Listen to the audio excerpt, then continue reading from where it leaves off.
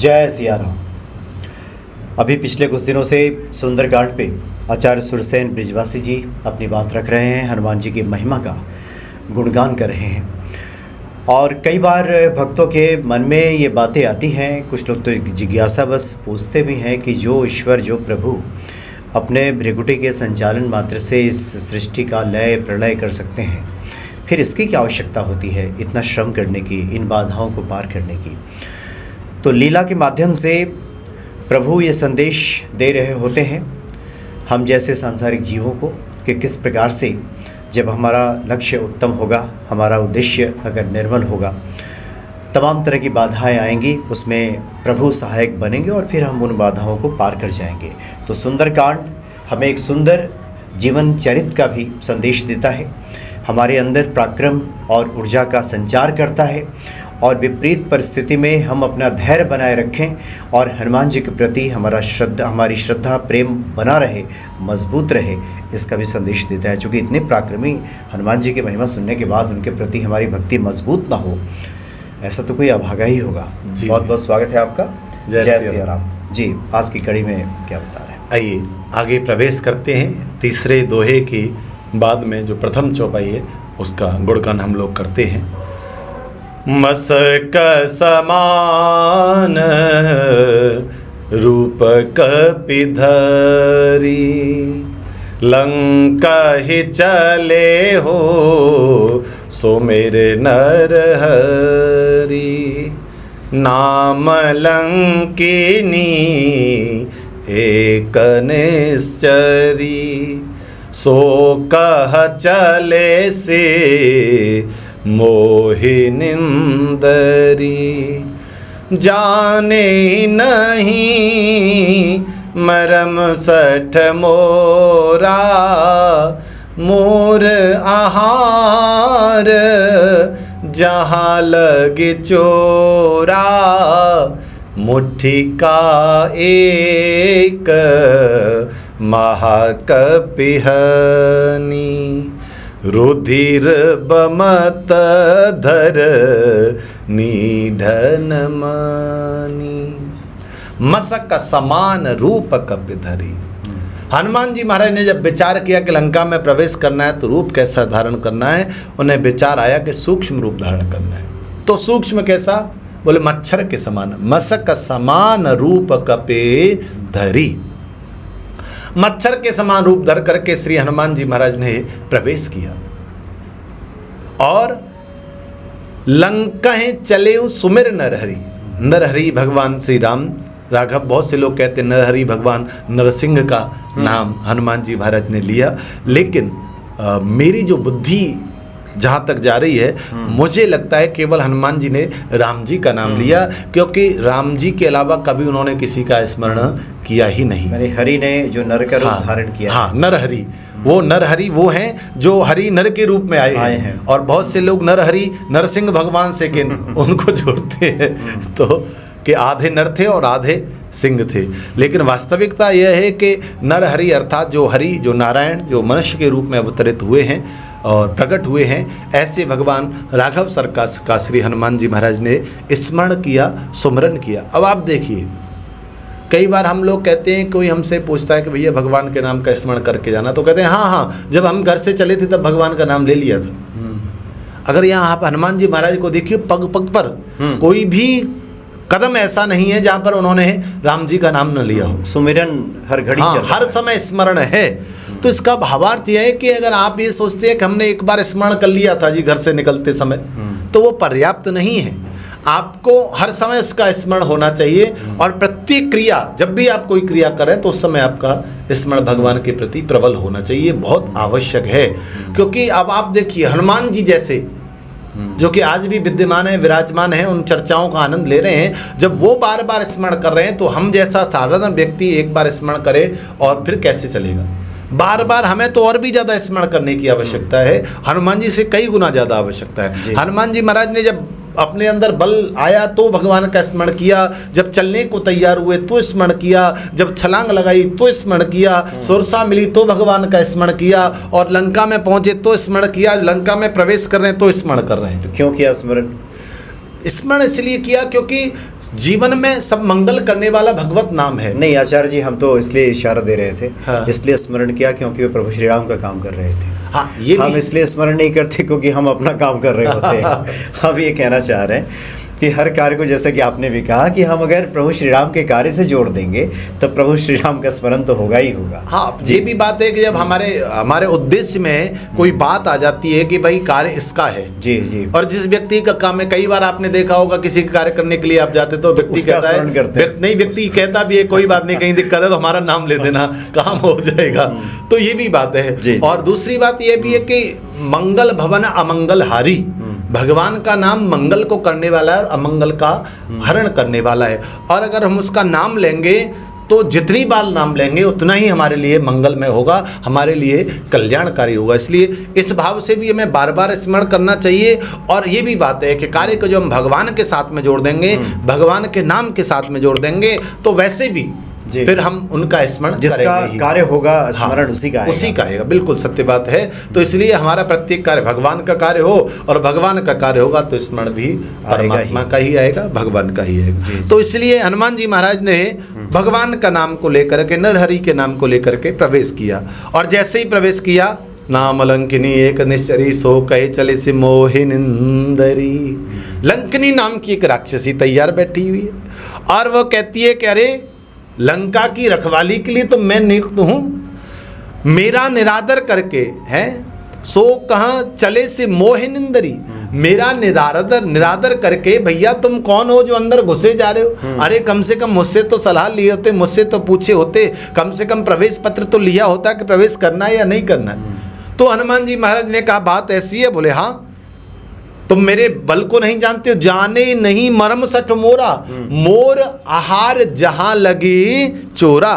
तुम जानते नहीं हो मेरे मरम को, मेरा मरम क्या है। हनुमान जी ने कहा हम तो एक के मरम को ही जानने में लगे हो, राम जी का, बस उनका मरम समझ में आ जाए, हमें दुनिया का मरम नहीं समझना है। तुम्हारा मरम जो हो वो होता रहे, हमें कोई लेना देना नहीं। लेकिन लंकनी स्वयं कहती है कि मेरा मरम क्या है कि मोर आहार जहां लगे चोरा, मेरा आहार जहाँ पर कोई चोर प्रवेश करता है वो मेरा आहार बन जाता है, मेरा भोजन बन जाता है। मेरा तो भोजन ही वही है भैया जो चोरी से घुसता है।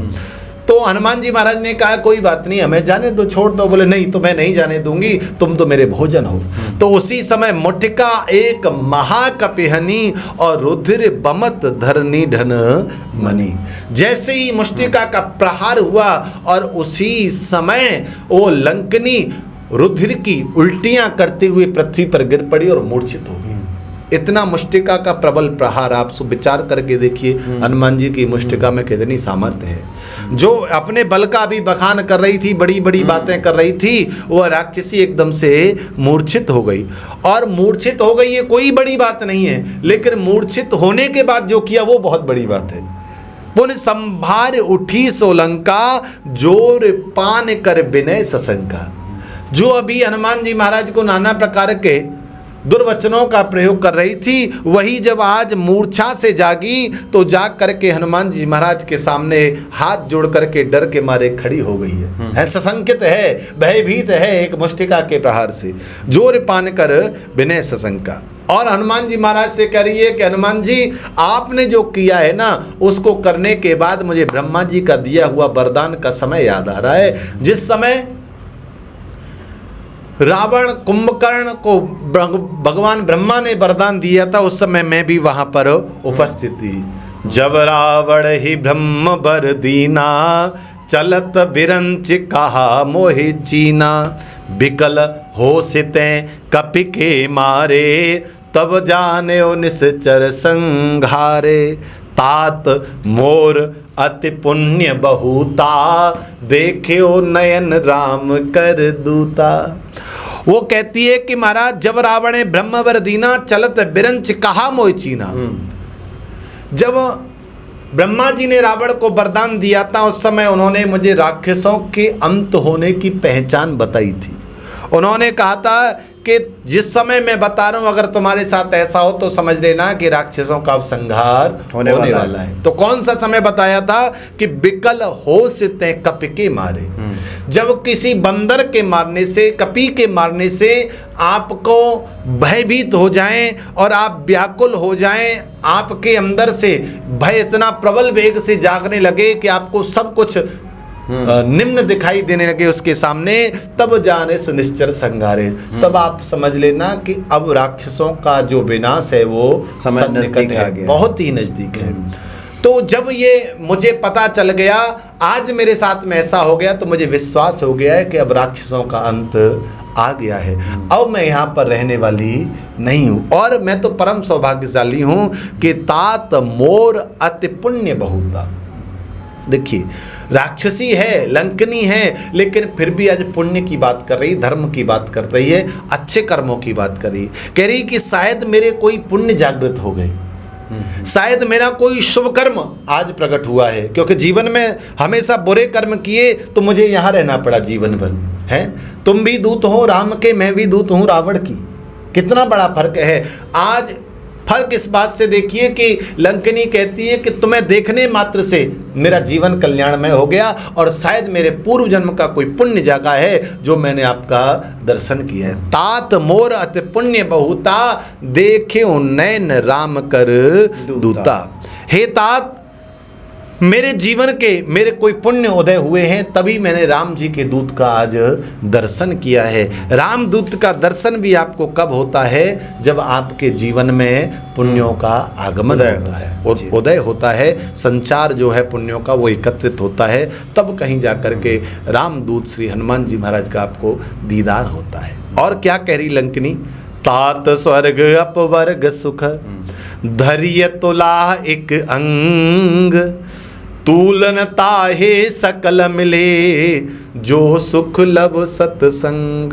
हे तात, तात स्वर्ग अपवर्ग सुख, स्वर्ग का और मोक्ष के जितने भी सुख हैं, स्वर्ग में जाकर के जो भी देवता लोग सुखों को भोगते हैं, मोक्ष को पाने के बाद जो भी जीव सुखों को भोगता है, वो जितने भी सुख हैं, धैर्य तुला एक अंग, उन सबको आप एक तराजू के पल्ले में रख लीजिए। जितने भी सुख हैं, जितने भी साधन हैं, उन सबको एक तूल, हाँ, एक तरफ रख लीजिए एक पल्ले में, दूसरा पल्ला खाली रखिए, उसमें क्या रखना है? तूलन ताहे सकल मिले, जो सुख लब सत्संग। दूसरे पल्ले में आप केवल सत्संग को धारण करिए, विराजमान कर दीजिए, जो आपको एक घड़ी मिला है, अथवा आधी घड़ी मिला है, अथवा एक क्षण मिला है। एक घड़ी, आधी ते पुण्याद, और तुलसी संगत साधु की हरहि कोटि अपराध। गोस्वामी जी कहते हैं एक घड़ी अर्थात 24 मिनट, आधी घड़ी अर्थात 12 मिनट, आधी ते पुण्याद अर्थात 6 मिनट भी अगर आपने सत्संग कर लिया तो प्यारे जीवन में बहुत बड़ा आपने कर लिया। और हरहि कोटि अपराध, करोड़ों जो आपके अपराध हैं, जो आपके पाप हैं, उन सब का हरण आपको केवल और केवल 6 मिनट के सत्संग करने मात्र से मिल जाता है जी। अगर आप मन के साथ में, भाव के साथ में भगवत नाम का स्मरण करते हैं, उनके नाम का सत्संग करते हैं, तो आप विचार करके देखिए कि आपको जीवन में कितना लाभ मिलने वाला है। और गोस्वामी जी स्वयं करें, गोस्वामी जी का प्रत्येक शब्द प्रमाणित है। जहाँ स्वयं हनुमान जी साथ में बैठे हों और तब रचना हुई है, भला उसको प्रमाण की क्या आवश्यकता है? उसके लिए प्रमाण नहीं चाहिए।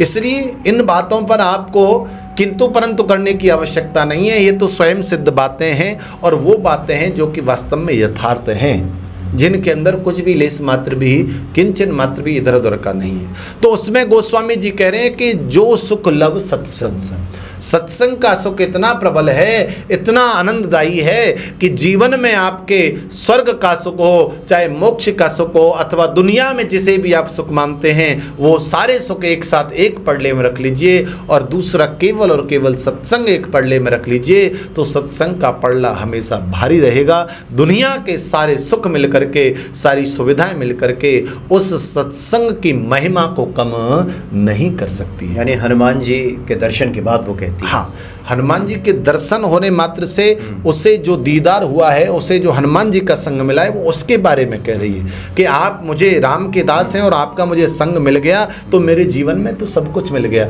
इससे बढ़कर के मेरे जीवन में कुछ भी नहीं है। और ये जीवन की वास्तविकता है। देखिए, हनुमान जी महाराज जी ने जब राम काज को प्रारंभ किया तो 3 तरफ से विपत्ति आई है। पहली विपत्ति आप सुरसा को देखिए, वो आकाश मार्ग की विपत्ति है। दूसरी विपत्ति आप सिंहिका को देखिए, वो पाताल मार्ग की विपत्ति है। तीसरी विपत्ति आप लंकनी को देखिए, वो भूमार्ग की, पृथ्वी मार्ग की विपत्ति है। और एक और विशेष बात देखिए कि तीनों ही है ना, तीनों ही स्त्री स्वरूप है, चाहे वो सुरसा हो, चाहे वो सिंहिका हो, चाहे वो लंकनी हो। इसका भावार्थ क्या है? इसका भावार्थ यह है कि तीनों माया के स्वरूप हैं। और माया 3 प्रकार की होती है, सात्विक, राजसिक और तामसिक। जो सुरसा है वो सात्विक माया है, जो सिंहिका है वो राजसिक माया है, और जो लंकनी है वो तामसी, राक्षसों के बीच में रहने वाली तामसी माया है। तो तीनों प्रकार की माया के बंधन को जो पार कर लेता है वही राम के कार्य को करने में सफल होता है। प्रत्येक जीवात्मा जब राम काज के लिए आगे बढ़ता है तो 3 प्रकार की माया, सत्व, रज और तम, तीनों गुणों से प्रेरित माया आपके जीवन में आती है। और आप जिस गुण से ज्यादा प्रभावित होते हैं आप उसी माया में उलझ जाते हैं, आप उसी माया के चक्रव्यूह में फंस करके रह जाते हैं। इसलिए देवताओं के माध्यम से 3 प्रकार की माया आपको भेजी जाती है। सात्विक माया तो स्वयं देवताओं ने भेजी। दूसरा, ये 3 प्रकार की माया स्वर्ग से, पृथ्वी से, पाताल से आपके ऊपर आक्रमण करती है। लेकिन अगर आपके मन में पूर्ण निष्ठा है, भाव आपका प्रभु श्री राम के स्मरण से भरा हुआ है, तो आप इन 3 बाधाओं को पार कर जाती है। जब आपके ऊपर राम की कृपा हो, जब आपके ऊपर ईश्वर की कृपा हो और आपका मन जो है वह बिल्कुल परम और पवित्र हो और आपके मन में निश्चित हो कि मुझे श्री राम का यह कार्य करना है अथवा अपना कार्य राम का बनाना है, तो निश्चय ही आपको सफलता मिलेगी, चाहे उसमें विघ्न कितना भी आए। इससे हमें जीवन में यह बोध मिलता है कि विघ्न ऐसा नहीं है किसी एक व्यक्ति के साथ ही आता है। आज हमारे साथ विघ्न आते हैं तो हम परेशान होने लगते हैं। बहुत सारे लोगों का फ़ोन आता है कि महाराज जी वो हम कार्य कर रहे थे और वो कार्य पूरा नहीं कर पाए। एक माता जी तो बॉम्बे से हैं, उनका 3 बार शायद 4 बार फ़ोन आया। वो जब भी अनुष्ठान प्रारंभ करते हैं तब भी विघ्न आता है और अनुष्ठान पूरा नहीं होता है। तो इसका मतलब ये नहीं है कि आप उसको करना छोड़ दीजिए, आप करिए, निरंतरता लाइए और एक दिन ऐसा आएगा कि आपको उसके अंदर सफलता मिलेगी। सफलता तभी नहीं मिलती है जब हम मन से और तन से भगवान के साथ जुड़ नहीं पाते। हमारा मन भी जुड़ेगा, हम भी जुड़ेंगे। और मैं सबको यही कहता हूँ, आप जो भी अपने लिए अनुष्ठान कर रहे हैं उसे भगवान का अनुष्ठान मान करके करिए, भगवान का कार्य मान करके करिए, तो उसमें आने वाले विघ्नों को दूर करने का कार्य भी भगवान का होता है। जहाँ मैं या मेरापन आता है ना, वहाँ पर भगवान भी थोड़ा किनारे हो लेते हैं। आप देखिए, भगवान की बहन थी द्रौपदी, कृष्णा कहा जाता है उसे।